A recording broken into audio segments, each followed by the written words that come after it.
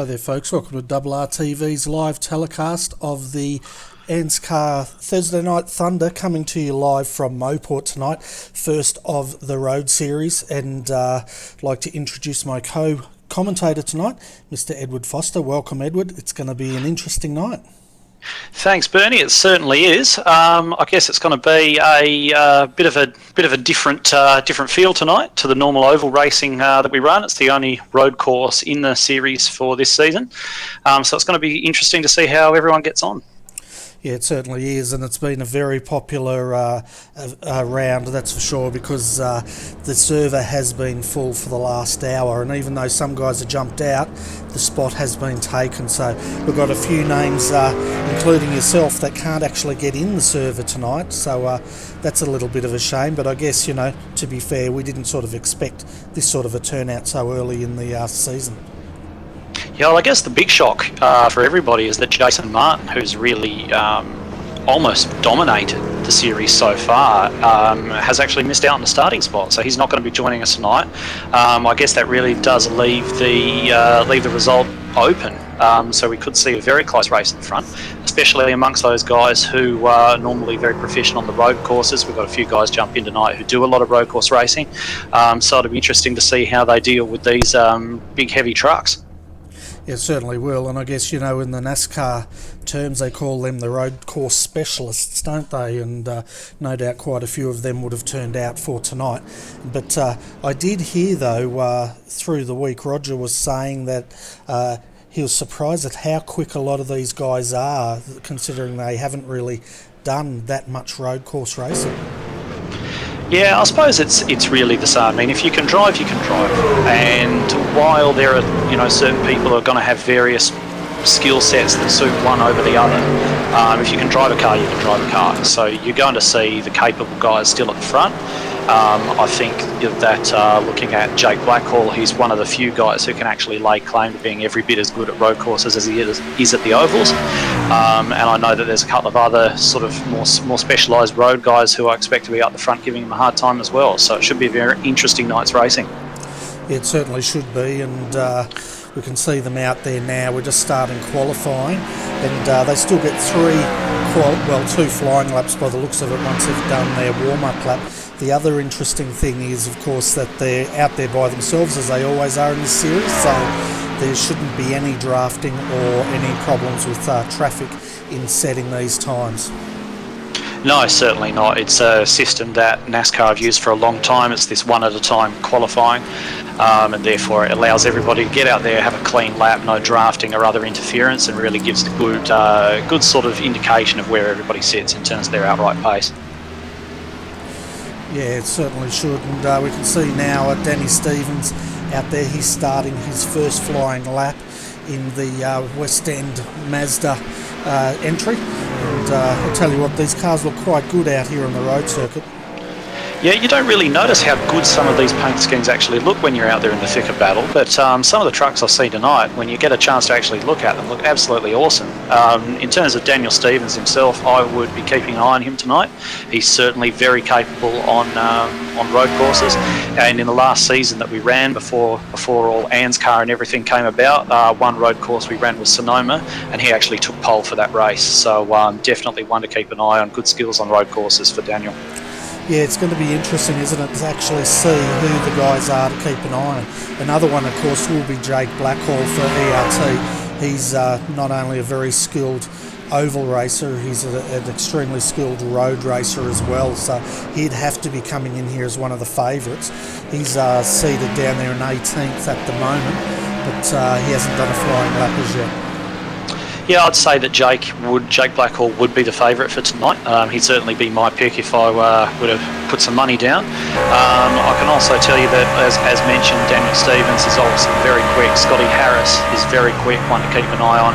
And my little bro, James Foster, he's been putting a lot of effort into this race in particular, as he's probably the first to admit that at the moment his oval racing, skills and experience aren't at the level of some of these other guys, and he's really targeted this race as one where he wants to get a good result. So keep an eye on him as well. Yeah, definitely. He's been frustrated in the last couple of rounds, hasn't he? He's got the pace, but he just hasn't had the luck going his way, and had a few issues with other drivers or cars, or however you want to put it. But at the moment, looking at our times, I'll let you answer that in a minute. Jake Blackhall just jumped to the top there, as we thought he would. His time, a 1:19.914. So if we bring up our qualifying standings as they are, your top 10, we've got Jake Blackhall number 1, followed by Thomas Hinds, another very good road racer. James Foster sitting in third, 1:27.40. Sam Ross fourth, fifth Wayne Taylor. We've got Nathan Anderson in 6th. 7th is Dave Douglas. Riley Curtis follows him in 8th. Daniel Stevens, and then Mirko Dortanak. Oh man, that's going to test us. Sitting in 10th at the moment. Yeah, so as we expected, a few different names up there to what we normally see. Just touching on what you were saying earlier on about James, yeah, he's quite new to oval racing, and he, there's two things you need to learn when you jump from road over to oval, and the biggest one, I suppose, is the mental approach and the racecraft involved. So he'll learn with time to sort of spot the things can get him into trouble, and he'll probably be finishing races a whole lot better. But that's not going to matter tonight. It's all about the road racing skills tonight. So we're going to see lots of late braking manoeuvres and passes under brakes on the entry to a corner, whereas most of the time on the ovals it's obviously on the exit of a corner where the overtaking's done. So going to be certainly very different to what we're normally used to seeing in the Thursday Night Thunder. Certainly will. Now, as far as safety cars go here tonight, how's that going to work out? Is it going to be... It's not going to be, of course, like oval racing when there's a crash, the pace car comes out straight away. Is it going to be more like road course where racing just continues on? Yeah, the racing will generally continue on. I think iRacing does throw a caution flag if there's a big accident, such that would block the circuit or something of that nature. But certainly people just running off the track, having spins, things like that, would not be bringing out a full course caution. Okay, so that'll be something that will be different for us, of course. I'm used to that when I call the road races anyway. And we can see now Roger Clark, the number 26, well, he's in 26th position at the moment in the 09. And what did he just do? Well, he's on his first flying lap, so let's see what he does do. Yeah, it'll be interesting. I know that Roger is very much a stock cars diehard. He does dabble a little bit in the road racing side of things. On not only iRacing but a couple of other sims as well, and he grew up playing Grand Prix Legends with his old man, Norman Clark, who I believe has joined us tonight as well. Yes, he has. There he is in 23rd place, and I would say that Roger will fare reasonably well tonight, if not on the pace of the absolute front runners. He'll definitely be solid. Yeah, we can see him there just hanging the back out. He's up onto Andretti straight now. I don't expect this to be a very fast time because he had it all loose coming into turn 2 there, and then he hit the ripple strip into turn 3. And so it took him a few corners to get this looking what's the word, good? I guess, less messy. Yeah, that's the thing as well with these trucks. They're not designed with this kind of racing in mind, where you're going from slow speed to high speed, you're accelerating and going off camber corners and things like that. They're designed to get to a high speed and hold it there for a long time. And they're really out of their comfort zone here, these vehicles. So having only a 4-speed gearbox as well, always very important to be in the right gear. And if you do get it messy, you can lose a lot of momentum, because even though the engines have got a lot of torque, it's not quite as good as keeping it in that nice ideal rev range for the entire lap. Yeah, so at the moment, Roger he's sitting in 21st and he's on his second flying lap. It's looking a lot less messy than the last one. I'm a bit tongue-tied, folks, because we've had gremlins here in the studio once again tonight, haven't we, Edward?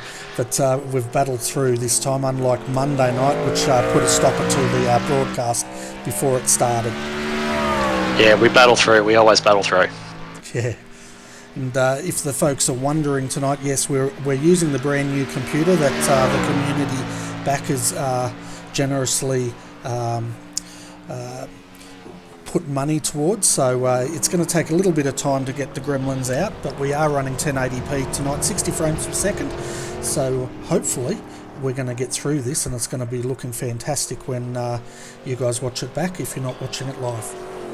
And just as you say that, Roger's run off onto the grass, so that will generally invalidate his lap, so he's not going to improve from his current spot. No, so he's going to be starting in 21st, and tell you what, that's in a field of 32. I don't know if I'd want to start down there because normally you're going to be in the thick of it.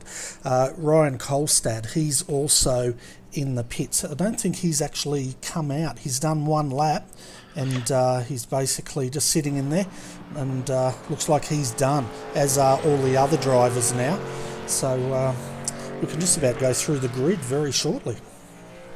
Yeah, it's going to be an interesting starting area, that sort of mid-grid area, especially when they get down to the fast downhill sweepers, left-handers at turn 2 especially.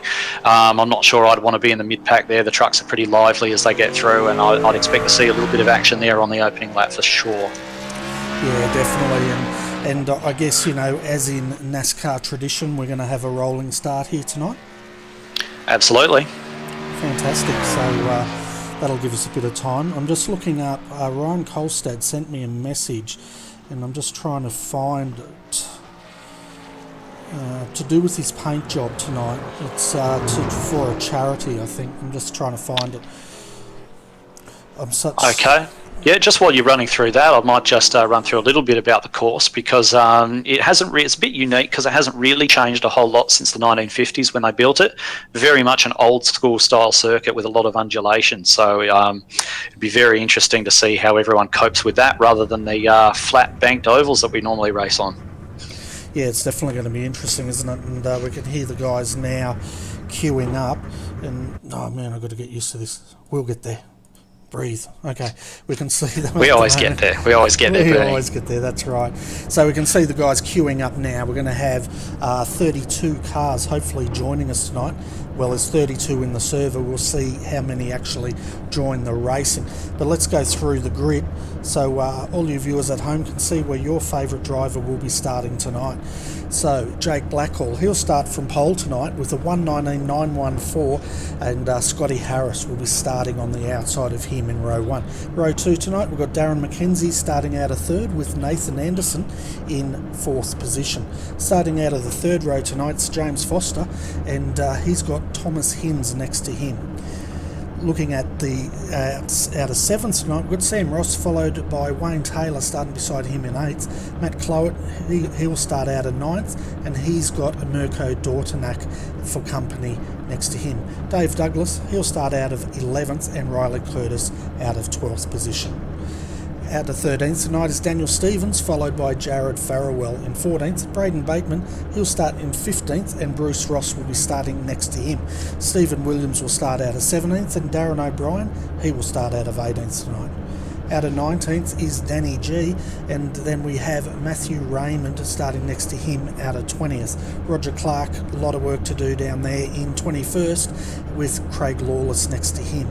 Steve Hoppett, he's looking at having a good run tonight. He's starting in 23rd, and Norman Clark, Roger's father, he will start out of 24th position. Is this going to be a rolling start or a standing start? It will definitely be a rolling start, absolutely. Okay, let's continue then. Ryan Kolstad, he'll start out at 25th tonight. Brian James Jones starting next to him in 26th position. Danny Trim, he'll start out of 27th, and Matt Stratford, also another driver to keep an eye on tonight, in 28th. Shane Whiting, he'll start out of 29th, with Jason Ress in 30th. Out of 31st will be Derek Nichols, and Phil Otto, he rounds out our field of 32, but I don't think he's actually taken to the circuit. No, I believe that Phil had something else come up and will not actually be starting the race tonight, so a bit of a shame for him. But we do have 31 trucks here ready to go. But looks very, very busy on that on the tight confines of this circuit. So yeah, hopefully they can all find enough space to get around lap 1 cleanly. Somehow I doubt that's going to happen. We might see a bit of action. So let's wait and see. Yeah, and as always, folks, we've got the roof cam, bumper cam, gyro cam, which gyro cam's interesting. You can generally see how much these cars move around over the undulations and bumps. But we're having a look out at the moment from Stephen Williams, starting out of 13th tonight. I will just make a quick comment as well. It looks as though that Shane Whiting has had a couple of technical issues and he will be starting from the pits. He was starting reasonably close to the back anyway in 29th. That probably won't make a huge difference to his race and might actually help him avoid some of the first lap carnage. So he'll be interesting to follow throughout the day. Yeah, definitely. And one thing I've noticed with road racing is keep an eye on turn 2, folks.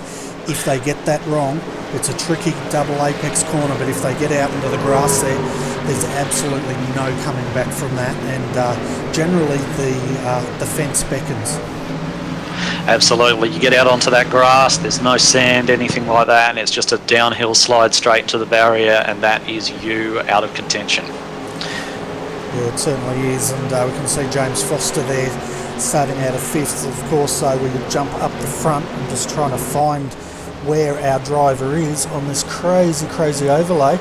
But there he is, Jake Blackhall. Phew, the number 97. He'll have control of this, and they'll go on green. 36 laps around here, folks. Jake Blackhall gets a great start off the line. Scotty Harris tucks into second, as we'd expect there, and then just waiting for them to sort themselves out here. Then in third at the moment is Jason Ress. Yeah, it's all looking pretty clean at the moment, actually. Everyone's behaving themselves, finding themselves a bit of space, a bit of congestion, I guess, towards the back of the field, but at least the front guys look as though they've got away pretty cleanly. You can see Thomas Hinz just having a little bit of a look down inside of, I believe it's Stevens just there, so I don't believe that move came off, and no, he's still behind Stevens at the moment. So yeah, they'll just all sort themselves out, try to get into a bit of a rhythm, and start making the moves once their tyres get up to temperature and everything gets a little bit more comfortable out there. Yeah, and we saw Thomas Hinz there. He's chasing down Darren McKenzie. Darren had a little bit of a wobble there under brakes as he's getting used to it, because of course these cars are now set up to turn both ways, so that affects the handling and all sorts of things. But coming through to complete lap 1, we have Jake Blackhall at the moment. He is leading in the number 97 to Scotty Harris. Then we have Nathan Anderson sitting in third. He's getting a bit of a gap on Darren McKenzie, who's under pressure from Thomas Hinz. James Foster in the 14th. Good start, sitting in 6th. Then we've got Sam Ross coming through. Wayne Taylor 8th, 9th. Matt Clowett. And rounding out your top 10 is Mirko Detonovic. That's a good name. I'm getting it wrong even more. Yeah, they're not always easy to pronounce, are they? But you can see that these guys are keeping it reasonably clean, coming through these first couple of laps, and you can see that that everyone's sort of just jostling at the moment, but just really trying to find their position. They know that there's quite a few laps to go. 36 laps is a long way around here. It's not like an oval where the laps are over in 20 or 30 seconds. These are a minute and a half. So they will just be looking to consolidate at the moment, and then really get stuck into it. We're going to see some pit strategy tonight as well. They will need to stop for fuel. We may see some varying strategies on when they whether they choose to take tyres, whether they take 2 or take 4 or take none. Varying strategies from there. I think the front guys definitely are going to be looking at taking tyres for sure. There's no reason to gamble if you've got the kind of pace. You may see something a little bit different from the guys in the midfield, try and steal a march on the guys ahead. Yeah, we're riding up with Thomas Hinz now on the roof plan. Just jump back here in a minute and see who he's got company here. You can see right behind him James Foster there in the DeWalt entry, just shadowing him at the moment. I must say the guys have all approached this very sensibly, haven't they? And they're just feeling their way. As you can see, James Foster's wheel work there. Yeah, I'm surprised about it actually, as James has a little bit of a look at Thomas, but too far back to get that done. Yeah, I'm quite surprised that we haven't had more blood rushes to the head so far, and the red mist descends and a bit of panel. Maybe that'll come out later on. Yeah, it could do. I think at the moment everyone's just finding their feet as we jump on board now with James Foster. You can see him at the office there working hard behind Thomas Hinz. Now, Thomas is quite a good road racer. That's where I've seen most of his driving. So James is doing an awesome job here. Can you tell us a bit about James's background when it comes to road racing, Edward, since he's your little brother? Yeah, absolutely, I can, as he just works away on the back of Thomas there. The first thing to know about James is, and having raced with him for years and years in various sims and real life and so on, he is absolutely ruthless. There's a lot of guys here on the track who get on very well. They're quite cordial and courteous to each other. James sees absolutely everybody out there as a rival that's there to be beaten and nothing more, and he doesn't care if he upsets people on the way. So, and it's always been the same. His background is very much like mine. We've taken part in a lot of club and state level competition around Adelaide, where we both live, and sort of moved into sim racing as well. You know, we've been playing sims for as long as we can probably remember, all the way back to the Microprose Grand Prix days.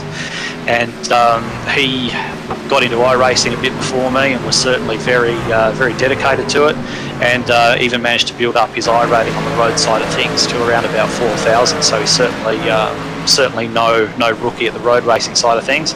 And now, sort of on my encouragement, he's decided to start getting involved in the ovals and the stock cars as well. So always following his progress quite closely. Yeah, he's doing a great job out there as well. He's getting a bit of a gap on the guy behind him, which is Sam Ross, but likewise he's just dropping off a little bit with Thomas, although now he's closed up, and that's the rubber band. But we're getting a few good battles down through here. I was having a look. Wayne Taylor's having a good battle with Matt Clout, and Mirko is trying to get on the back of them, but of course Dave Douglas down there in 11th, and he's just trying to stay in that draft. Yeah, absolutely. And the draft isn't such an important thing here, but there are a couple of straights. You know, Mirko he's quite new to this series. He's only really just joined up with ANZCAR, and I was having a bit of a look at him in practice, and he was putting in some fairly good one-lap times, but he was struggling to really keep that on a consistent level, and had a few spins. So he'll be looking to really just try to keep it together and get to the end, I think. And if he's able to get on the back of someone with the experience of Matt Clout and give him a little bit of curry, I think he'll be more than happy with that. Yeah, well, he's holding his own out there in 10th position, and I'm looking at his lines there. He's pretty much following exactly what Matt's doing. Oh, well, you don't want to do what Matt's doing there. He's getting it all wide and loose and into the wall, and that's your fault. That's called commentator's curse. I'm blaming you because you're the new guy in the chat room. Yeah, just keeping a look on that after Matt's gone off. Dave Douglas has put a great move on Merck around the outside there, coming down the hill. I can tell you now that move is really hard to do, and it takes somebody of Dave's quality to actually get that done. And Mirko got a little bit flustered on the inside, got a bit loose, but they both managed to get through there okay. And I think poor Matt Clout's going to have some catching up to do. Yeah, he certainly is. He's down there in 15th, but I tell you what, I know what Mirko was thinking. He was thinking, don't come over my side, and he probably breathed a big sigh of relief when it snapped to the left and sent Matt out towards the wall. Yeah, absolutely. And I think I'm just having a quick look at Clout, and he's run wide again. He's not run off the circuit, but he and I believe it might be Jared Farrell having quite a battle there. Roger Clark's involved. Steve Williams is involved also. So they're having a nice old battle at the back. But the thing is, they'll be fighting each other, and it's always great to fight. But because they're fighting further down the field, they're going to be frustrated. All they want to do now is get past these guys and get forward, because they'll all believe that they should be higher up than what they are. So those kind of frustration can lead to mistakes, and I'd say that Matt Clout's probably a bit frustrated with himself at the moment as well. Yeah, I'm having a look at Jared Farrell. He's actually parked the car just outside pits, and that's why, folks, downshifting is blowing his motor, and that's the end of his night. By the looks of it, he didn't even take it to the pits. He just parked it to go behind the wall. Yeah, well, that's a big shame for him. Obviously, with these cars, you know, they don't have the electronic limiters and things like that you do find on the GT3 cars, for example, or even the V8 supercars. Everything's very sort of agricultural, low technology with these cars, and you can certainly make a mess of things if you don't drive them with finesse, which sounds funny for such a big, heavy, brutish car, but you really do need to be gentle on them a lot of the time. Yeah, definitely. It's one of those things, isn't it? You've got to be kind to the car, I guess. And as you said, they're pretty agricultural, but that's why we love them. at the moment, Jake Blackhall's leading with Scotty Harris shadowing him 0.5 of a second below. But look at that gap back to Nathan Anderson, 4.2 seconds. So those two have absolutely bolted. Then we've got Darren McKenzie, he's 5.8 seconds down. James Foster, he's just got past Thomas Hinds by the looks of it, moving up to 5th. So your little brother's moved up a position. Then Thomas Hinds, Sam Ross. Oh, Sam Ross. Okay, he has to have internet connection issues because when we jumped to him, he was on his side. Oh dear, yes, I've actually just seen the number 25 CMS truck run wide. I'm not sure exactly who's driving that one. I'll have to double check. But he's just run wide and rejoined as well. There's a fair bit going on back in the pack there, absolutely. Very hectic. Yeah, that was Sam Ross there, but he got the car right up on its side turning in. I don't know if that's what he would have seen or not, but we got it on camera, and I'm sure I'm not hallucinating, but I'd say it's internet connection issues for him. So that was Sam Ross in the 25. Wayne Taylor's just behind him. Dave Douglas is on the move up to 9th position. Having a look at the guys that have pitted so far, Edward, because I have noticed there is a bit of action going on in the pits. We've had the first one to come in is Danny Stevens, 16.9 seconds, and the other two that are in trouble there, Jared Farrell got towed to the pits, and so did Shane. Well, Shane Whiting started out of the pits, and he's in 27th. Yeah, Daniel's actually not in the lead lap. Daniel Stevens, sorry, is not in the lead lap either at the moment, so I can only imagine that he's had some sort of difficulty as Ross goes off again. Actually, he's just gone off into the grass. So both of those guys off the lead lap, they would have been able to get a repair with their fast repair and get back out there, but unfortunately now they're a lap down, and around this place you're just not going to get that back. No, you definitely won't. And just having a look, Sam Ross looks like he's dropping off. As we can see, the 77 getting out there in the grass, that's Darren O'Brien, and he's also had company out there. And I'm just trying to get a number of that car. The 81 also went off at turn 2. That's Steve Hoppett. So Steve told me during the week he had a really rough run last week, and I was speaking to him through the week, and he was adamant that he wanted a better run tonight, but it looks like he's in the wars out there at the moment. Yeah, Steve Hopper, he's really a great addition to ANZCAR. I mean, I know he's joined you up in the commentary box here before, and he's so into his racing, and he really, he's one of these guys that just enjoys it and gets absolutely everything out of it. And not only that, I know he does his own paint schemes as well, and if you have a look at his truck, it looks absolutely fantastic, absolutely time well spent. And I can tell you that the ANZCAR Daytona 500 that we're actually looking at doing next start of next year, he's got an absolutely sensational colour scheme fit up for that one as well. So watch this space. Fantastic. We definitely will, and see him down there circulating. But meanwhile up front, Jake Blackhall and Scotty Harris are still going at it. Scotty's down to 0.2 of a second. He's right in the toe, and he's having a look at come into the S's off Andretti straight, tucks it back in, shows the nose, but doesn't follow through with the intention. Yeah, I reckon Scotty's got the pace here. I reckon Harris has definitely got the pace at this stage of the race over Blackhall. I'm not sure. I know that Blackhall's quite an intelligent guy. He's not going to burn his tyres up. He may be looking at running the entire race on those tyres, but he is going a little bit defensive there into turn 1 as well, and you can actually see Harris just sort of looking, just sort of probing and biding his time. But with the pace that he's got at the moment, he's really going to be looking to make a move sooner rather than later, so he can extend a gap and give himself a little bit of space to play with. As we see him running off there down into second gear.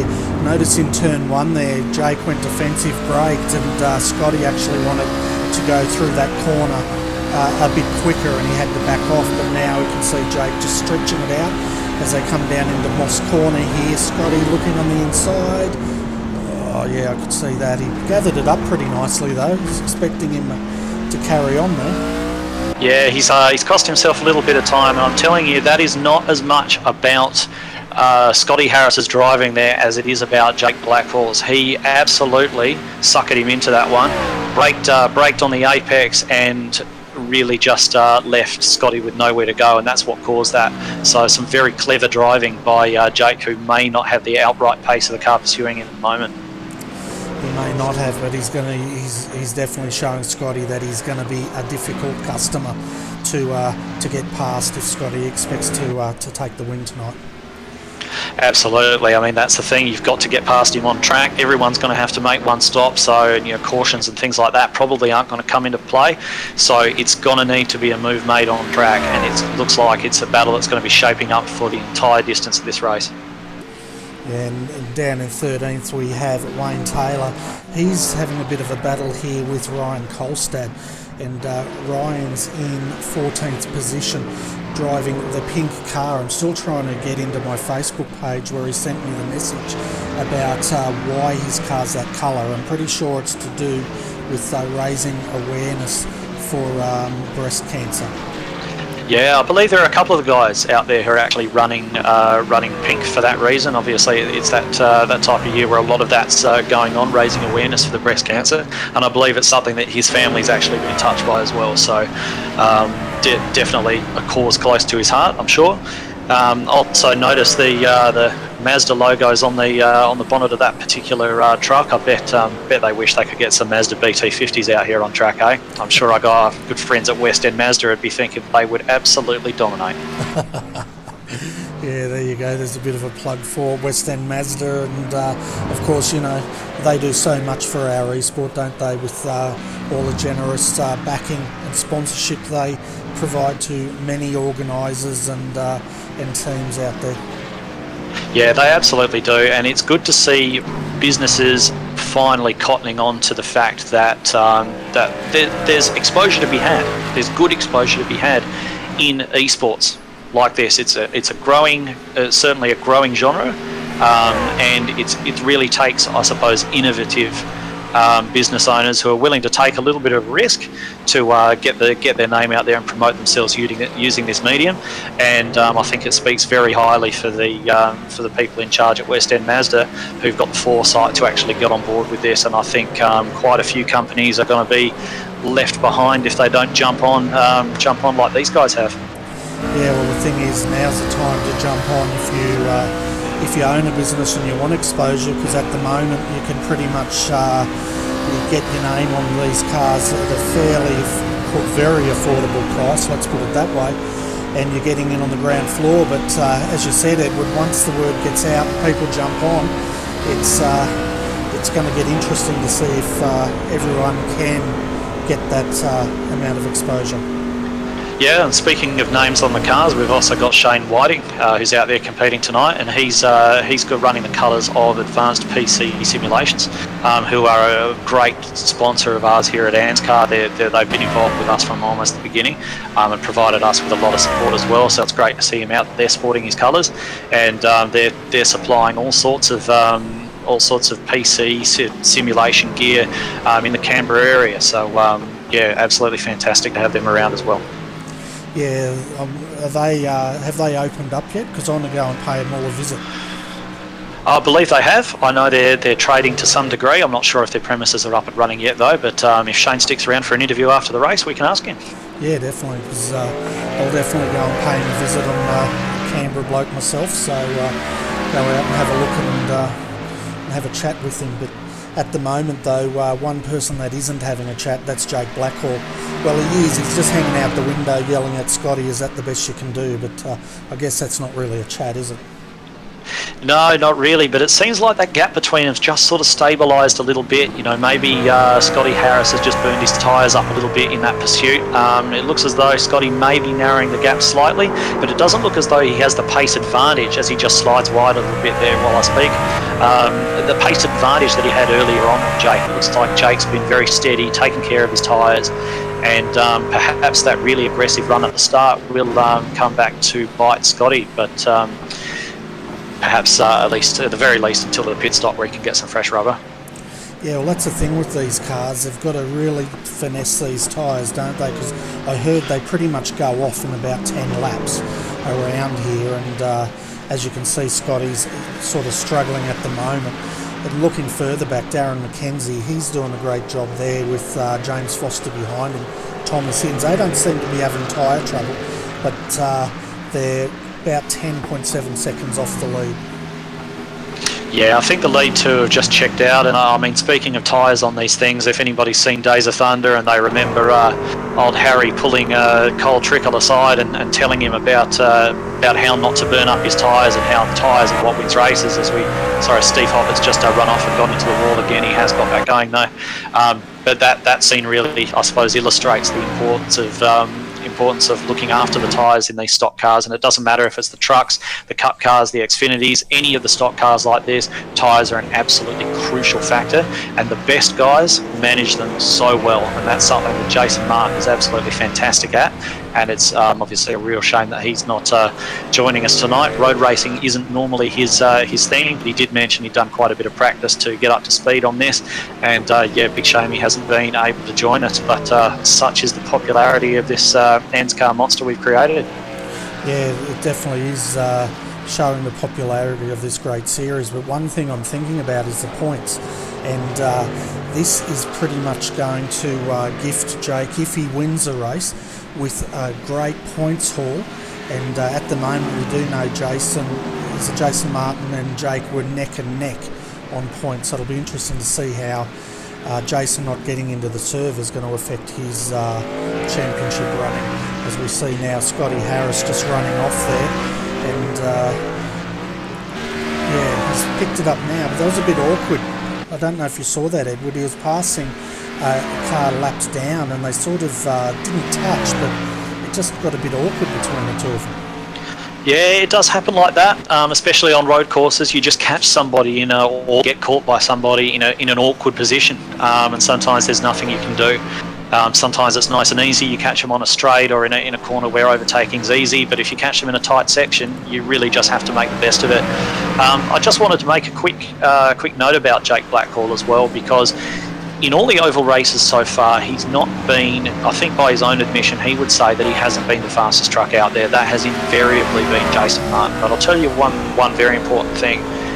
Every single time that Jason Martin has failed to win the race, Jake Blackhall has beaten him. And that is absolutely crucial to his championship hopes. He might not be the fastest guy on the ovals. Jason Martin's usually got the pace, but it's that consistency. He's really built this entire championship challenge off those two early wins he was able to get when Jason Martin hit trouble. And like I said, every time that Jason hits trouble, Jake capitalises on it. And that's what's really kept him in the hunt and gives him a fantastic opportunity now to take this points championship. Yeah, it definitely does. And I'll tell you what, last week, if people didn't see the ending to that race, go and have a look at it. And I tell you what, not many people survived that last lap, did they? No, absolutely not. But there's a couple of guys who are very happy that they did, not least of which being Kai Sloggett, who popped up there for a surprise victory. I was actually away at the time. I was away on holiday, but I did check in to see the results, and my first reaction was who? But I'm led to believe that he's actually a very, very accomplished road racer, and perhaps I should have been paying more attention to that. I would have known who he was. But what a fantastic debut! Go in there, come out with a win. Fantastic. It certainly was, and he worked pretty hard for it as well, which they all did. But he did a fantastic job on his debut there in this series. Matt Clote has just done his pit stop. 14.9 seconds was his stop. Danny Stevens did a 16.9. We've got Matthew Raymond a lap down and struggling out there on the road course, 29.6 seconds. Steve Hoppett, he's in the pits at the moment taking service. He's now 2 laps down and 21 second stop. Yeah, so Matthew Clote, he's really one of the first ones in contention, I suppose, to make I'm fairly sure that would have been a scheduled stop. We are only 17 laps in. He can make it to the end on the fuel now, so he may have chosen to pit early, run the risk of being on slightly older tyres at the end, and sort of the trade-off for that is pitting early. He's able to come out in some clean air and set some good lap times, and hopefully leapfrog some of these guys who are battling each other. Yeah, and Jake Blackhall, he's just come in the pits now, riding in the cockpit cam there. You could see him locking it up as he dove into the pits there. I thought he was going to get the wall, but he gathered it up. You could see the CMSR car, that 08, just leaving the pits now in front of him as we see him coming into the pits. I'm actually surprised to see Jake pitting this early. I'm not sure if it's a tyre-related reason or something like that, but I'm surprised to see him pit so early, given the fact the clear air was not really an issue for him in the lead. As you see, I believe it's James Foster coming in behind him as well, and that may even be Thomas Hinds in the lane as well. Just having a look further back here. And yeah, Thomas is in there, James is in there, so the pit crews are racing. Thomas just gets out. In fact, they've also got a car right behind him. That was, who was that? I think that's a car. Ryan Kolstad. Ryan Kolstad coming out. But yeah, Thomas's pit crew did the job there and got him out just in front of James. James has got it all to do again. He'll be filthy with that. He'll be absolutely filthy with it, having gone to all the effort of getting past Hinds in the first place. So I'm sure you're going to see some aggressive driving and maybe tapping some Morse code on the rear bumper of that GoPro Silverado. Yeah, we'll keep an eye on that, and we can see Jason Rest now. He's coming in the pit, so it's interesting. A lot of the guys are now coming in. I'm suspecting it's because they're at the about the halfway point here tonight, and they're just saying, let's go 50% of the way. Yeah, that could be a way. That's a good average way to do it. It always really makes sure that you're not on overly poor tyres at any stage of the race. I'm surprised to see more guys not really prioritising the clean air, because I think that the time that you lose in a really close battle with somebody, and plus the potential damage and the risks, all the risks associated with that, they might have put more of a premium on clean air and maybe try something different, especially if you're a bit further down in the field. But obviously I'm not out there, they are, and they can only go by what they're feeling at the time. So I imagine quite a lot of them will have seen Jake Blackhall come in and simply copied that, given the fact that they're fairly well aware that anything that he's doing at the moment is probably a good thing to follow. And then rounding out your top 10 is Braden Bateman. So we've only really got here now 12 cars on the lead lap here, Edward. Yeah, there's quite a big disparity, I think, between obviously the guys who've had a clean race and the guys who haven't. I think that's all it really comes down to. There wasn't really a whole lot between them in qualifying. I'm just keeping an eye on the gap, the battle now between Thomas Hinds and James Foster. James is really getting onto the back of Thomas now, and will really fancy his chances of getting up to that number 30 truck in front of him also, as they just come through to lap Norman Clark. But I think that's probably the closest battle on the track at the moment, with the leaders separated by a pit stop. Thomas Hinds now just going to the inside of Norman Clark, and James doing his best to follow him through there, and he will be absolutely fancying his chances getting by down here. There's a little bit of traffic further up the road. He hasn't got it done through that bit of traffic. As he runs to the outside, Thomas Hinds runs defensive down the inside. James is going to try and take him around the outside there, hanging on. No, he hasn't managed it, but he's put himself in a good position. But no, Thomas just goes back, claims the line, and they're going to come through for another lap.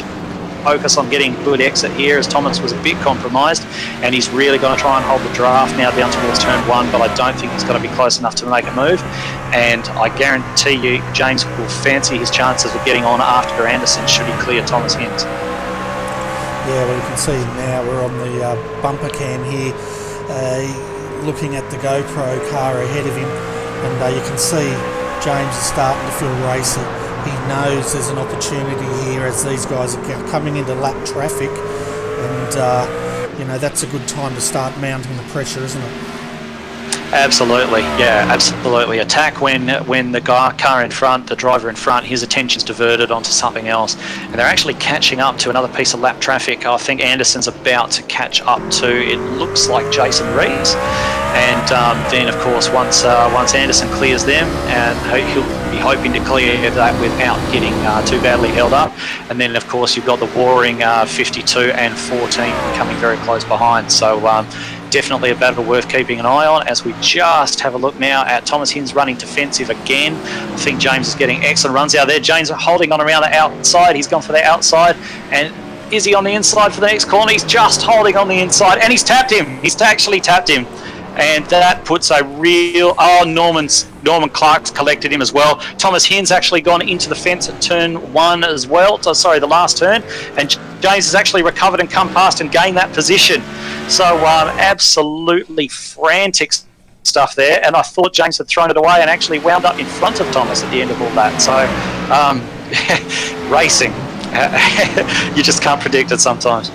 Exactly right. I thought they were going to get away with it. We're just having a look at the replay. We'll go to super slow-mo here. You can just see there, James just gave Thomas a bit of a tap, and unfortunately for Norman, he caught the side of the 14, but you can see down the road the 52 just trying to gather it up.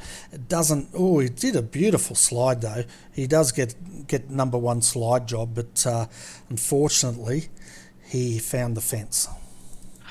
Yeah, it just looks as though, I thought Thomas Hinzer got away with that, but it just looks as though he got a bit of pendulum action going on through that corner. Wasn't able to catch it when the track reversed back to the right for the last corner. So he'll be quite filthy with that, because James has stuck his nose in there, and they were obviously battling side by side quite aggressive.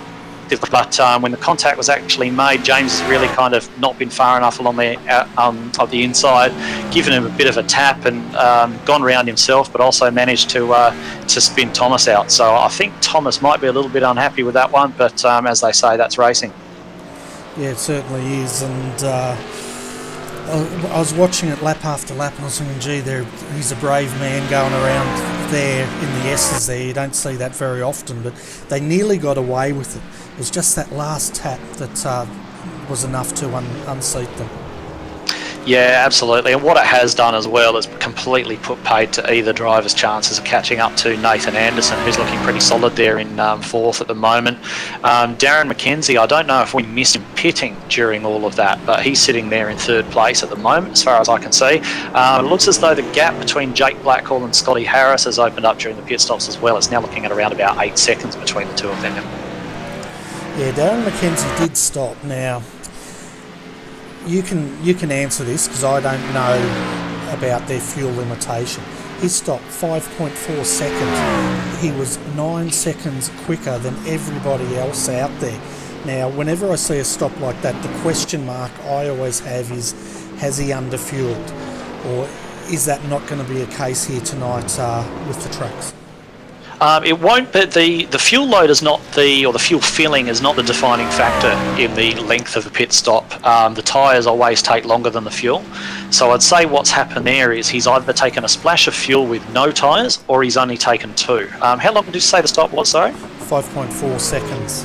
Okay, well, I would say that he hasn't taken tyres at all. I reckon he's taken enough of the splash of fuel to get him home, and I don't think that he will have taken any tyres whatsoever. So either his tyres are in really good shape, but I did say at the start of the race we might see some of the guys who are a little bit further down the field try something radical. They've got nothing to lose. Then it's not like the guys at the front who've got the outright pace and can pretty much afford to be conservative.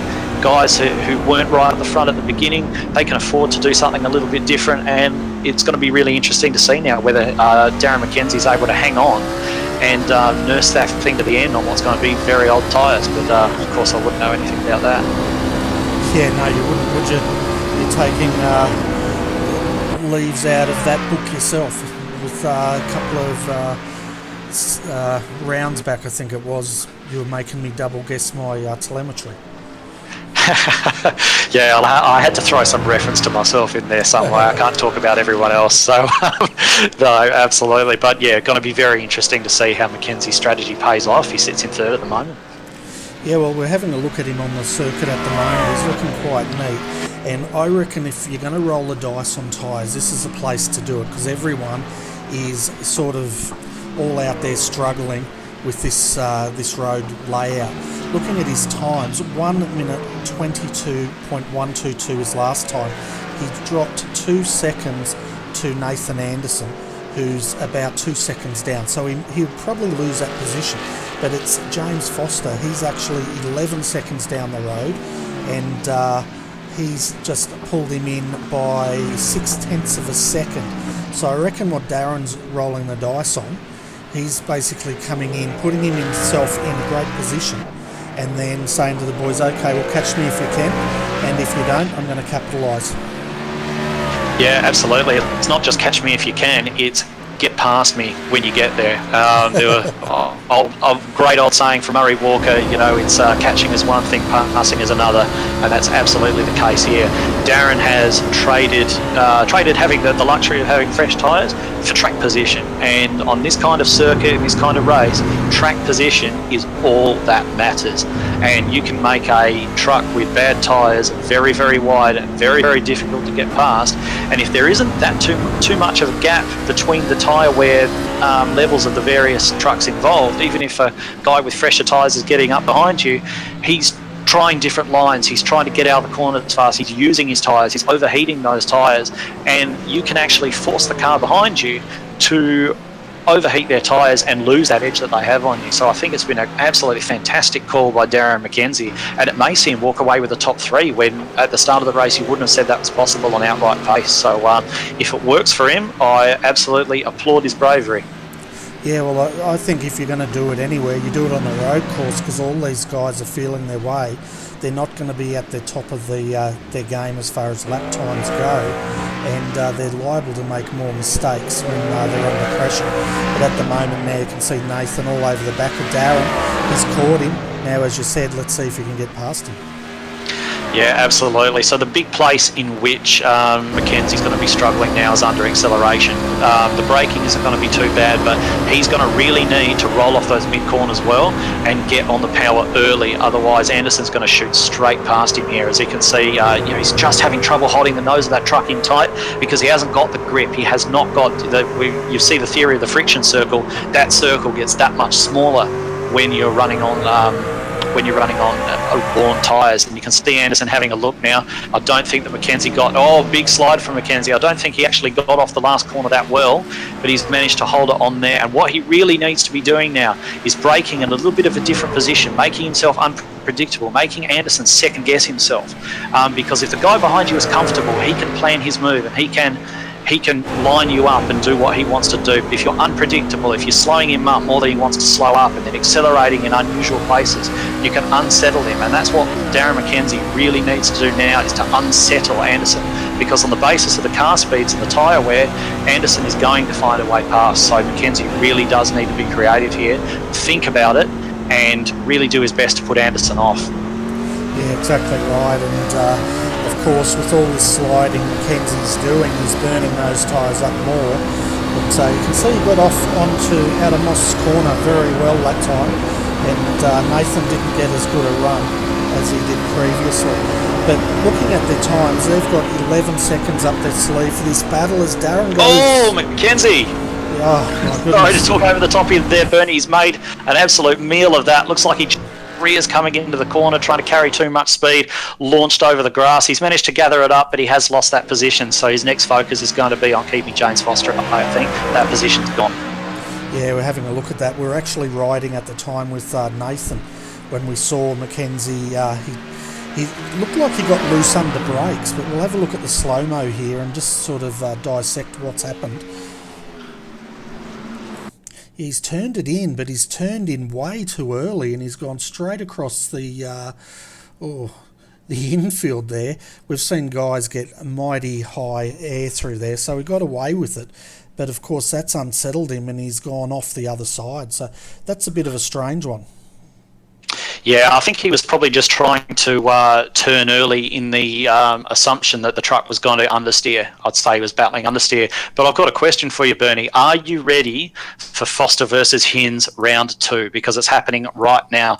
It's happening in reverse. It's now Foster defending from Hinz. And I think Hinz might want a little bit of revenge here. I think he might feel a little bit aggrieved about what took place earlier on, the fact that James was able to get that position. So Hinz, obviously a very accomplished road racer himself, and has been utterly fantastic coming into the ovals as well. Very solid, very clean, very consistent. Has had some great finishes, and now finds himself in his element, battling against James Foster in probably what James believes to be his element as well. So it's going to be an interesting one. We'll see if there's any more body contact, any more spite in this one to liven things up. Yeah, definitely. We're riding on the roof cam here with Thomas, and we'll see if he's going to try and return serve here. I don't think he will. I think if he can get through cleanly, he'll definitely go clean. But if he has to push, I think you'll find he will, especially after the last effort with James in the SSZ. Yeah, maybe that's the difference between Mr. Hinz and Mr. Foster. I guarantee you if James was in that scenario, he'd serve him up right now. So yeah, it's going to be very interesting to see how this one turns out. It looks as though Thomas might have a little bit of extra pace over James. I'm not sure if James is carrying too much damage from that collision with, first of all, Thomas and then Norman Clark also.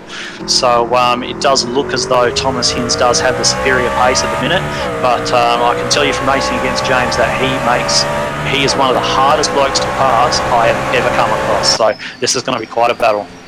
God, I'll tell you what, it must have been hell for you growing up in the Foster household. Well, there's 3.5 years between us, so I was always sort of the more experienced older one, and I think racing probably against me, as you see Thomas almost serve James up with the same move that he did to him.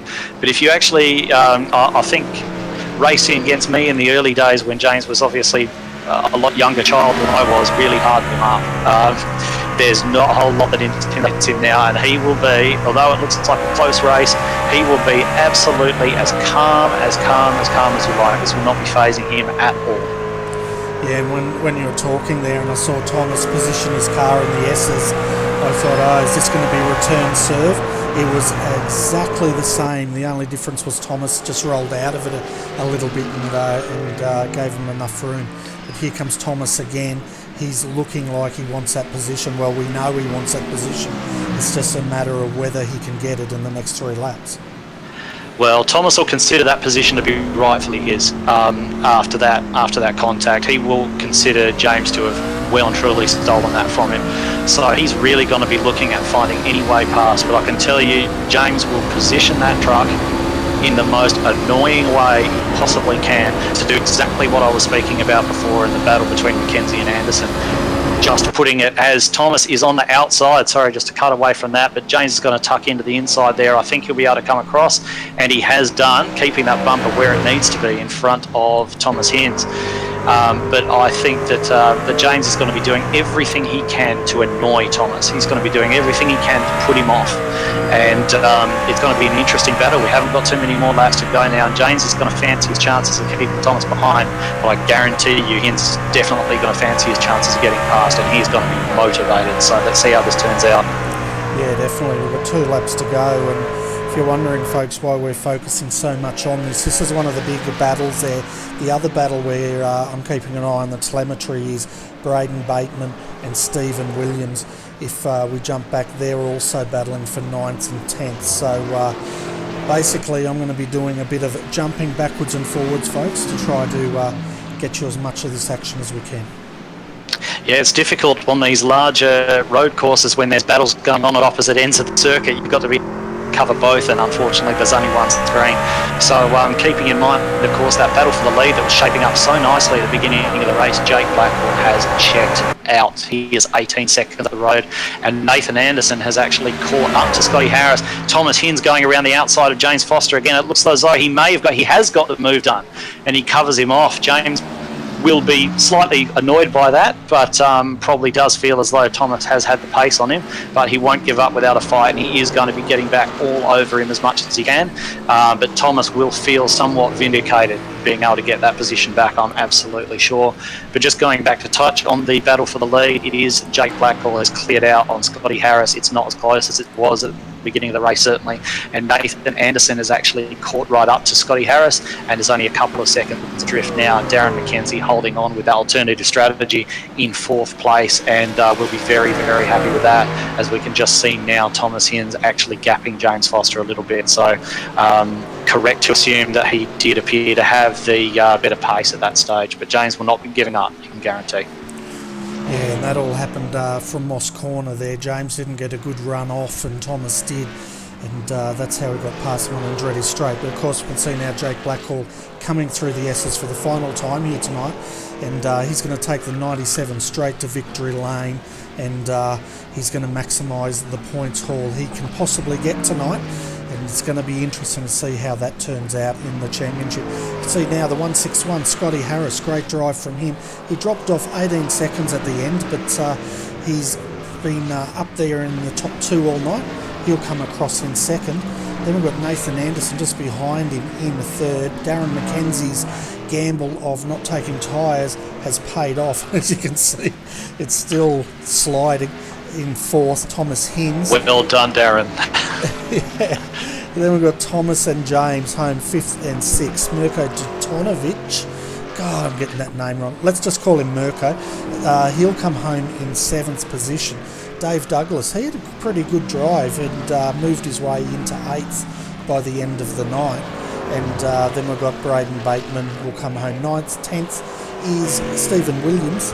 And then we haven't seen much of him, but Danny G, he comes home in 11th position tonight, as we see him now. I think that's him. No, that's not. That was a 66, Daniel Stevens. We haven't even mentioned Danny G tonight, have we? He's been out there, he's been circulating, he's come away with a good finish. 11th in quite a large field is nothing to be sneezed at. We just haven't seen him. He must have had either he's had a very quiet run or he's had an incredible run, and he'll be asking us ages later why we've actually missed it. So, but no, I'm sure that's not the case. I reckon he would have had a quiet and serene race through there to 11th place, which he'll probably take quite gladly, given the fact that road racing isn't his normal forte. You can see him bringing that car in. The other one we didn't see much of at all, or we didn't at all, Bruce Ross in the 08. He came home in 12th position in the CMSR, as we see another car going into the fence down there. But I'm just having a look as well. It's so hard to cover off all these drivers. Riley Curtis, we didn't cover him off as well, but of course Jake Blackhall is out there celebrating, doing his donuts as all the winners do, and no doubt he'll be going straight to the winner's circle here, and hopefully we'll get to have a chat with him. Absolutely. Jake's usually pretty good for a chat. Absolutely deserved victory there. I did pick him at the start of the night as my favourite, and he's duly delivered and made it sound as though I know a little bit about what I'm talking about, so I'll have to thank him for that. Look, he's done a fantastic job, and he's inflicted yet more pain on Jason Martin in the championship standings. Yeah, and of course Jason didn't get into the server tonight, so he couldn't get any points. So as I was saying, it's going to be interesting next week when we see how the championship plays out. But for the viewers joining us, basically we had Jake Blackhall. He took the first two races. Jason Martin, I think, took the next three, and now Jake's got another one. So they're pretty much even as far as that goes. Yeah, the general consensus, I suppose, is that Jason Martin really is probably, if not the best stock car racer in Australia and New Zealand, he's really, really close. And all things being equal, if he has a clean race, odds are that he's going to win it. But the fact is, when he hasn't had a clean race, when he's been involved like he was at Talladega or like he was at the beginning of the season at Gateway, when he's been involved in little incidents, Jake has always capitalised. He's always taken those opportunities to inflict pain, and that's why we see him still in such a competitive spot in the championship, and it's thoroughly deserved. You just need to be able to realise the days when you haven't got the pace to actually take the win and take what you can, and make sure when you do get the opportunity you inflict maximum damage, and that is how championships are won, and he is looking very good at the moment. Oh, he certainly is, and we've got him down there in the green room. But before we bring him up, we might have a quick chat with Riley Curtis. We didn't see anything of Riley tonight, so I'm curious to find out how his race went. Finished 22nd and 2 laps down, so let's bring him in. We'll have a chat, then we'll go straight to Jake and Scotty Harris. Hi Riley, welcome to RRTV's broadcast booth, mate. Just a quick one, we didn't get to see much of you tonight. Can you tell the viewers how your race went? Yeah, unfortunately I came to a bit of grief on lap 3. A bit of a glitch threw me to the inside of the track and I spun in front and got collected. And the engine then let go a few laps later, so I had to get a tow. Yeah, we saw a bit of engine action going on out there, and looks like you had a fairly adventurous run, that's for sure. Yeah, I would have liked to be a lot further up the field. I feel I had pace to run a bit higher. I had a pretty wicked battle with Norman there towards the end on old tyres, so I feel I had pace to run a lot higher. I just jipped myself a little bit with spinning. Yeah, well, it looks like a lot of the guys were having that problem. Can you tell the viewers very quickly what it's like to drive one of these trucks around a road circuit such as Mosport? Mosport's quite a loose circuit, I find. There's a lot of push in the car. You've got to really fight it to get it to turn into the corner. You can have a fair bit of grip once the car does turn in, but it's a tricky little track, as I found out the hard way. Yeah, I think a lot of drivers found it out the hard way tonight. But before we let you go, Riley, have you got any sponsors or anyone you want to thank tonight? Yeah, I'll plug myself for doing my liveries, as well as Dave's with Riley Curtis Design, as well as Ash Media Speedway Footage and CapSafe. All of those guys helped me out a lot, so thanks to them. Fantastic. Well, we'll catch up with you next Thursday night, and I'm not sure where we're going. Edward, do you know where we are? Not off the top of my head. I kind of wish you hadn't asked me, because I feel like that's something I should know. But great to see both the Riley Curtis paint schemes out there. They are some of the best looking trucks in the championship. Yeah, and we didn't get much of you tonight, Riley, but I'll definitely make sure we cover you next week. Yeah, that's no worries. It's pretty bright, so you can see it in the background. But cheers for the coverage tonight, boys, and hopefully you have a good night. Yeah, no worries. Thanks for popping in, mate, and we'll see you next week. See you later.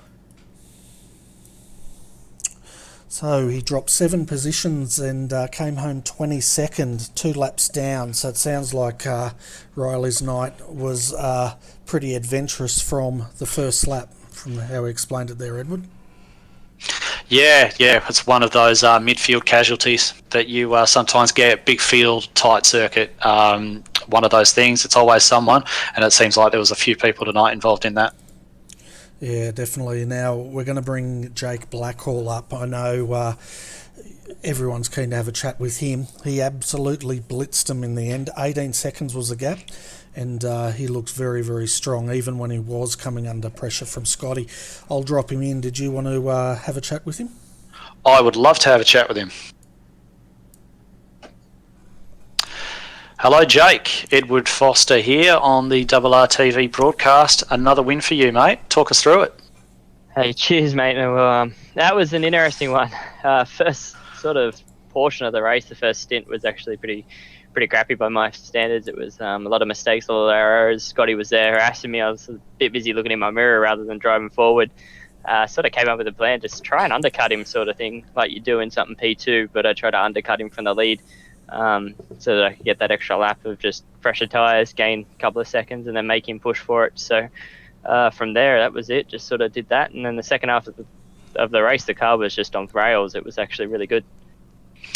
So that's one of the things that I wanted to sort of run through with you, because it did seem at the start of the race as though Scotty Harris seemed to have the pace over you. So was that just a case of getting yourself through that early phase of the race where perhaps you didn't have the outright pace and protecting your lead, and then making that strategic call on the pits and a hope for a calm run home, or was it more of an on the fly sort of judgment? That's just the way it turned out.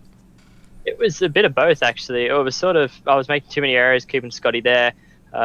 We'd gain one lap, then I'd make an error, then he'd gain back up, and then he'd make a little error. So it was just sort of tiptoeing like that all the way around, and then.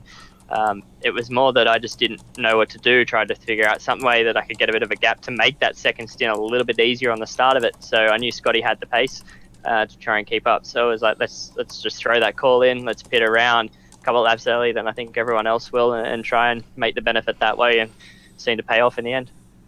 So I know that Harris was looking quite aggressive, especially in those early laps, right on your rear bumper there.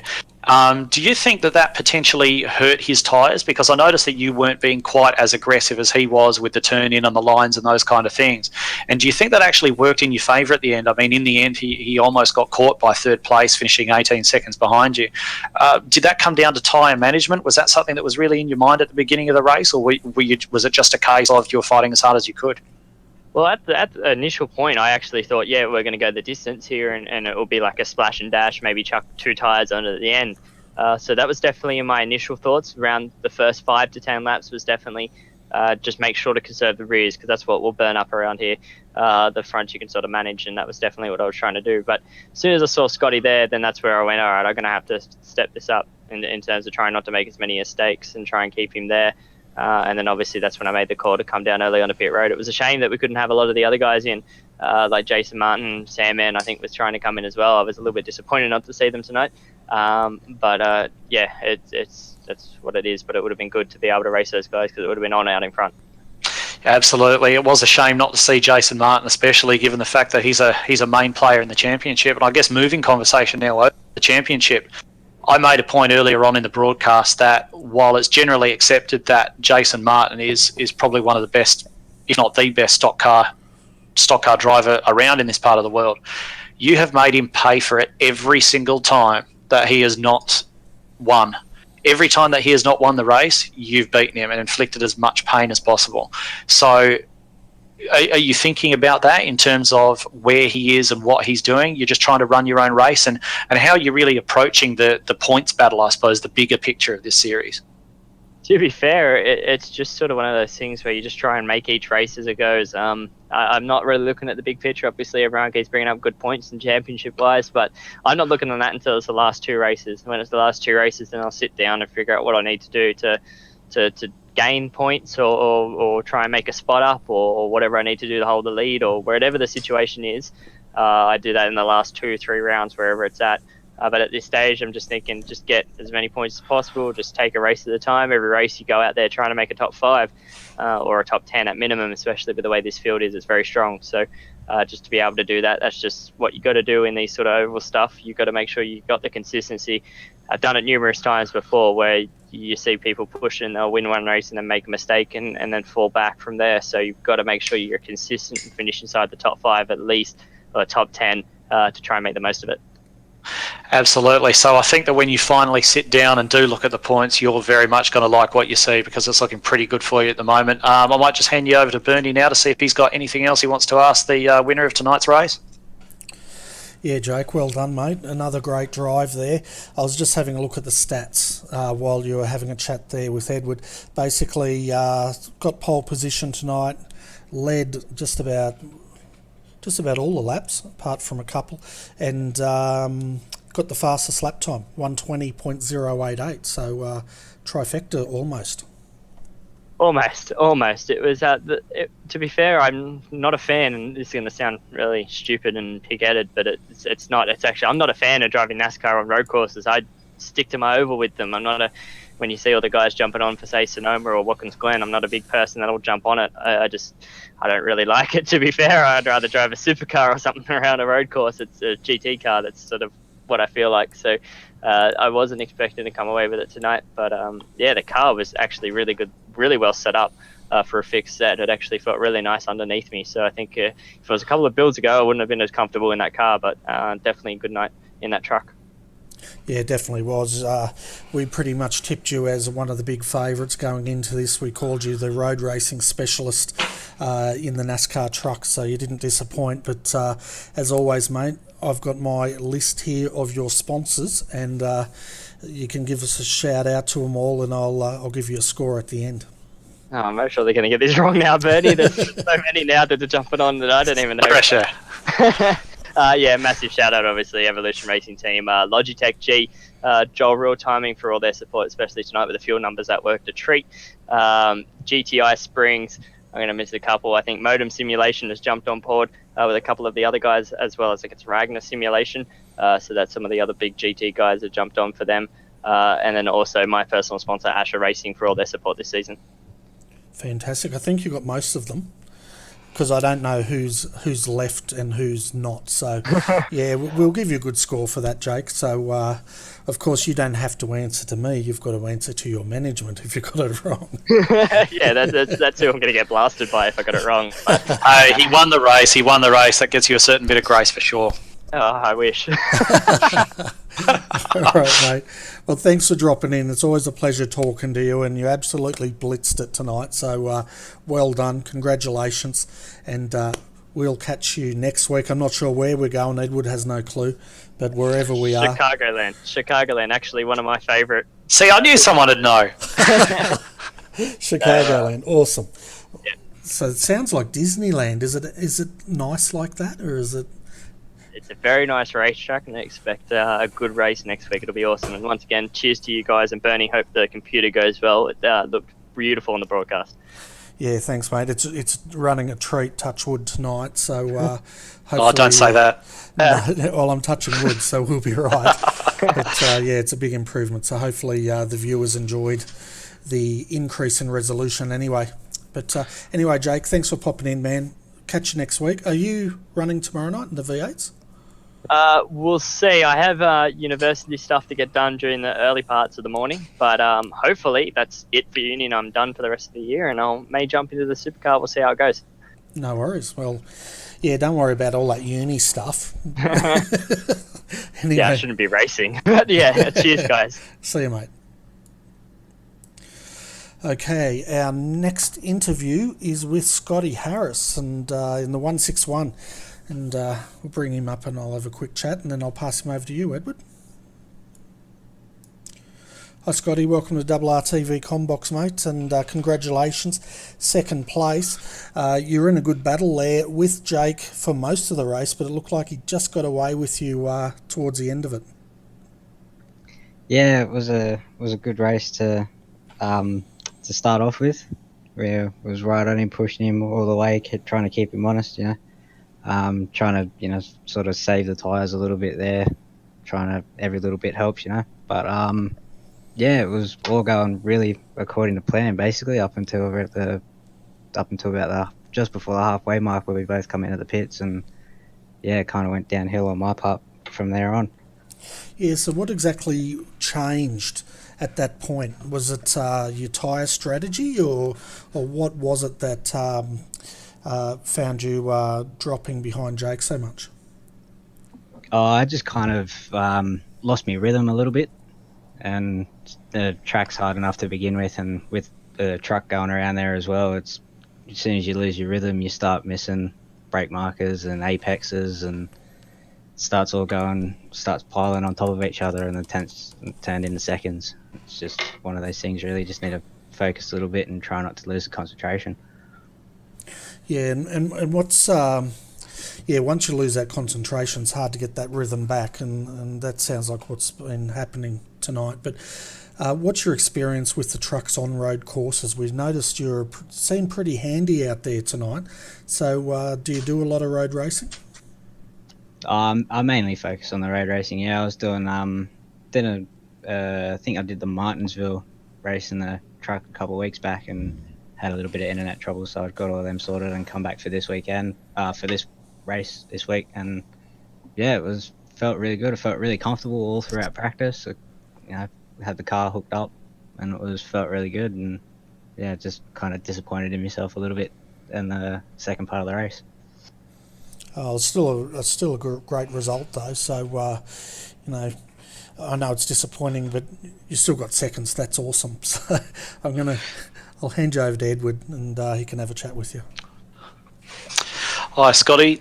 I remember the first time that I actually encountered you on a racetrack was in the APCS series that we run on Monday nights, and you came into there. I'd never heard your name before, and immediately you were fast. Immediately you're right there up the front on a circuit which I'm not sure you had too much experience in. And at that point, I thought to myself that this is someone to watch. And I really did think, after watching practice and the start of this race, that you were going to take this one out. You had the pace on the entire field at the beginning, and I can tell you, having just spoken to Jake Blackhall, he said that you were giving him a horrible time at the start of this race.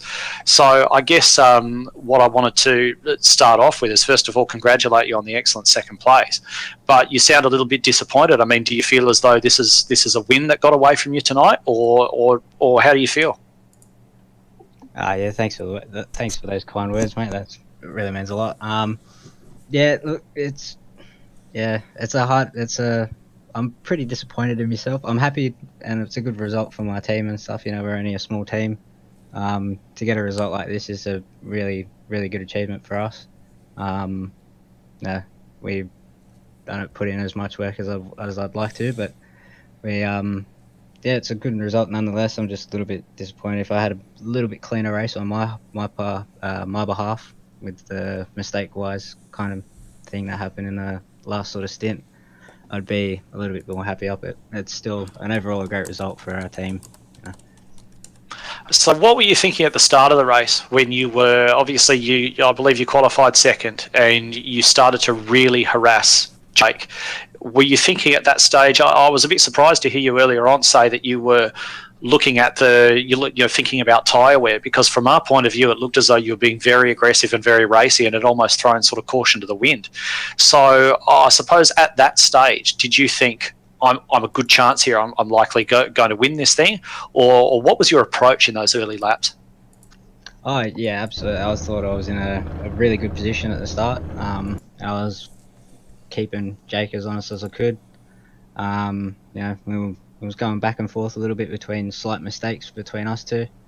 But the gap was always under a second, 0.7 of a second around there. It was really good for us, and I was just thinking long term, gotta get past the pit stop and then see where we funnel out there, and if we're close and it's going to be on, to really just look after the tyres as best as I could. I found that it might have looked like I was being a bit erratic and very aggressive in the car, but I was just trying to keep the lines a bit tight, try and shorten up the racetrack, and very, very smooth on the throttle, trying not to get that oversteer happening and try and save the tyre as best I could. Well, I can tell you now, I think tomorrow morning after you've had a sleep, you wake up and you have another think about this one, you're going to be very, very happy with it, because I can tell you that anybody who can give a hard time to an Evolution Racing Team driver, the quality of the drivers in that team, can wake up tomorrow morning feeling very, very happy with themselves. I think you did a fantastic job, so well done. Thanks, mate. That means a lot. Yeah, have a good sleep tonight, and definitely look back on this race as a very good result and a good achievement for our small little team. Excellent. Well, congratulations. Thank you. Thanks, mate. Fantastic. Yeah, Scotty, have we done your sponsors? Have we done that? I wasn't listening. I just want to thank One Performance Racing for keeping me honest and having some good fun with the boys in the team, and Fast Karts Racing Development. They're a good sponsor for us and really good mates of ours. So yeah, and also Dylan Shepherd Race Engines for a really rocket of a motor this weekend. Fantastic. Well, anyway, Scotty, well done, mate. We'll see you next week, and hopefully we'll see you back up here again for another chat. Yeah, thanks for that, boys. I look forward to next week, and hopefully I can have another chat to you guys again. No worries. See you, mate. Cheers. Okay, so our final interview tonight is with Thomas Hins, but before we go to that, we're just hearing from your brother in Pit Road down there, and he was basically saying that he did suffer quite a bit of damage from that incident he was involved in, and it made it impossible for him to defend. So we were wondering about that, weren't we, Edward? Yeah, we certainly were. I'll be very interested to hear Thomas Hins's take on the entire thing. Yeah, well, I reckon we'll keep it in the family, so I reckon you should ask him. Oh, okay. All right, we will. Yeah, just, we just need some action up here in the broadcast booth. Here we go. Thomas, welcome to the RRTV broadcast. I'm a little bit tentative to speak with you actually at the moment, because as far as I can see, my brother turned you around, and I'm a little bit worried that kind of hatred is going to spill over towards me. So perhaps you could just sort of talk us through your view of it. I haven't have any thoughts. I mean, in the end, in my mind, it was actually a good thing, because it meant that we had that really cool battle at the end, me and James. That last 6 laps, whatever it was just awesome. That was just great fun. So it looks to me like, I look back on the replay, it looks like he just went in a bit hot, locked the brakes, and I mean, the moment, from what I could tell by the replay, the moment he locked those brakes there and he was trying to catch it, there was no real way that he was going to stop that. It looked like it was one of those things that was just going to happen once he locked up and went a bit deep. So, it's just one of those things, and it's just the slightest tap, really. That's why I thought I had it, and I was trying to fight it, and the thing just went on me. But, I'm not too bothered, really, to be honest, which is which is good. So yeah, as I said, I think I'm just taking the positive that it led to a really cool battle at the end. That was a lot of fun. But no, that race was good. I really enjoyed it. Very tiring. These things are just, you can feel how boat-like they are when they're around a road course. But they're a lot of fun. I really enjoyed it a lot. Well, I'm glad to hear you say that. You've put me at ease a little bit. But I suppose just going back to that incident as well, because we were actually watching it live at the time that it took place, and we've seen James tap you and sort of oversteer as well. He obviously had the brakes at the very least snatching as he came into that corner, and we thought that you'd actually gotten away with it, and we're quite surprised to see you sort of off at the last corner. And just looking at it again, it looks as though you got the rear end was sort of got a bit like a pendulum, swung one way and then swung the other way and wound up in the fence. Is that how you experienced it? How you found it? Pretty much, yeah. I mean, as he said, I got the tap and I caught it and I thought I had it, and then I was like, oh, here we go, I've got it, and then let off to try and straighten, and then it went back the other way. I was like, oh no, here we go, it's gonna go. And so I think when it snapped the second time, my mind anyway thought that just stamping it was the only way, because otherwise it was just gonna spin on the apex, which would have been just the worst place to spin. So I tried thinking maybe if I just gun it might straighten out, but obviously it didn't work out, and then it just snapped again the other way. And so I think it was just the way that the tap was, and with those car taps, a lot of the time it can be like that, especially I think because of that corner there, because the car's so loaded. It's really hard to save it when it goes like that, and especially when it's a tap you're not expecting. So it's just one of those things. And the main thing I'm happy with is I managed to minimise the damage and only tap the wall pretty lightly, really, and I seemed to get away without any real damage. So pretty lucky, really. But I'll take it. Yeah, absolutely. I suppose we'd almost expect to see you up near the front tonight, being a road course. But I think the thing that surprised a lot of people, and certainly surprised me, is how quickly that you've taken to the oval side of things. I mean, you've had some really, really good, consistent front-running results so far, even in the ovals. And it seems like, as yourself being more of a prevalent road racer, and only really doing the ovals as sort of a side project from your point of view. Are you sort of surprised about how well it's gone? Because I must admit I am.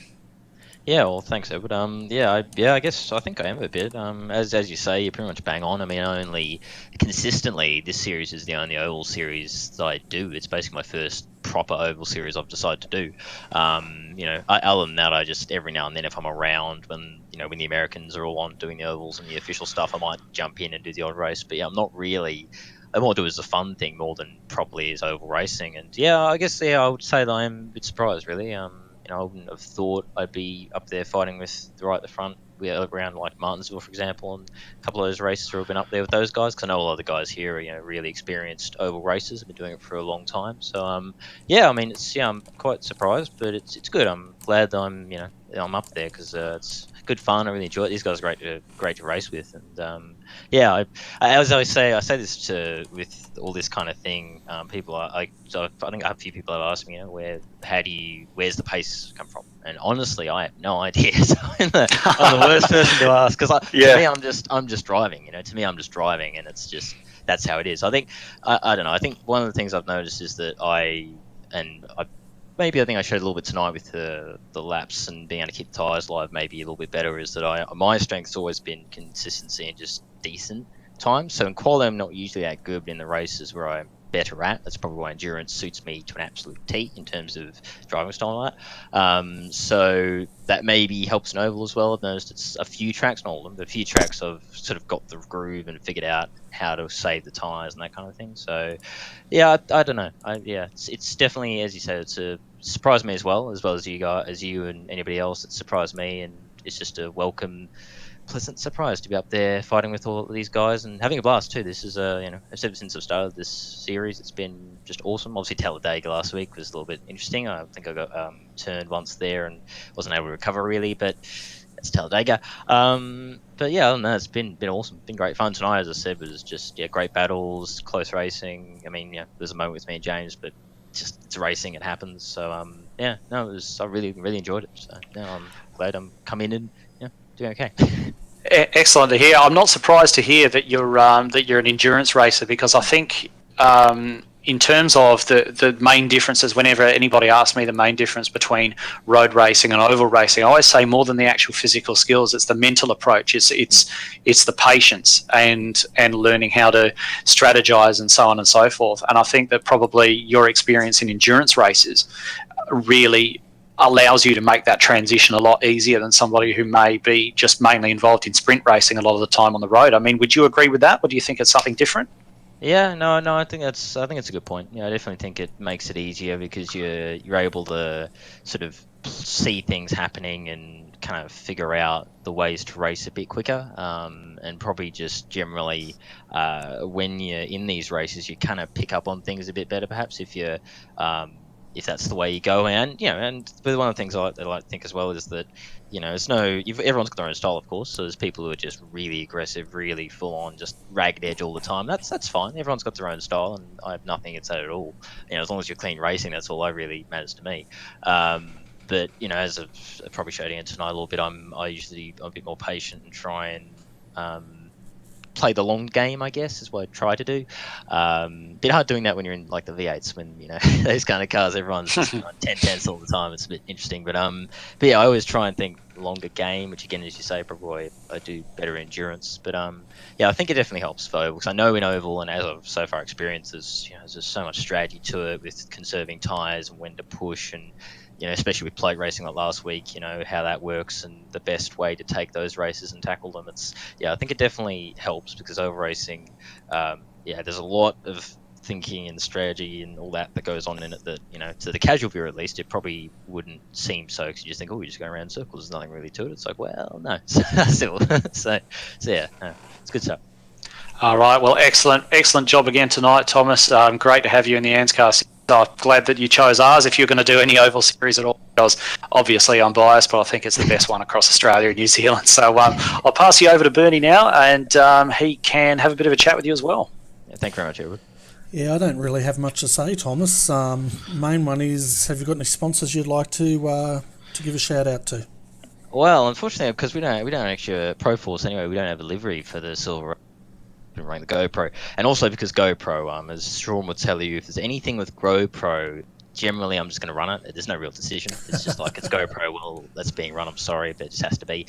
Something about GoPro and just the blue it has, something about it just always looks really good to me. But anyway, in terms of actual sponsors, the team, I'll give them a shout anyway, seeing as they went on the car, Kearney, Race Centre, GTI, our main sponsors. Big thanks to them as always for sponsoring the team. Shame that I didn't have a showing tonight for those sponsors, but maybe a wink, nudge to Sean to maybe make a little silver row livery.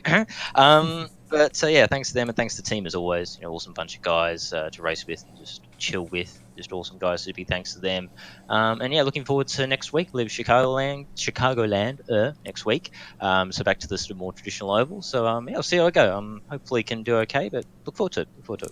Yeah, I've got an idea for you. You should go and approach GoPro. Tell them to sponsor you. Get a GoPro camera, strap it to your head, and then stream live the race. Yeah, they're not short of coin, mate. Get after them. That's it. I will do, Bernie. Will do. I'll take that on. Yep. So if you're listening, Mr. GoPro, here's the man. Come and sponsor him. Anyway, Thomas, we'll see you at Chicagoland next week. It's going to be exciting. I've never been there. I've been told it's a bit like Disneyland for racing drivers, so hopefully they've got a nice Ferris wheel for me to ride on. Sure they will. It's always good to hear that going into it. But yeah, thank you very much to the broadcast guys as always. Awesome job, and yeah, see you next week. See you, mate. So, Edward, a very exciting race tonight, although the big one didn't come. I was expecting a lot of carnage tonight, but the guys really impressed me with the way they approached this race tonight. Awesome driving and a lot of self-control going on. Yeah, as we touched on just before the race, I was expecting certainly a bit of carnage on that opening lap, especially going through turn 2, being that off-camber, bumpy, downhill, fast left-hander. You kind of think that a whole pack of guys is going to get into each other, but they were very well behaved. I wish they could be that well behaved all the time.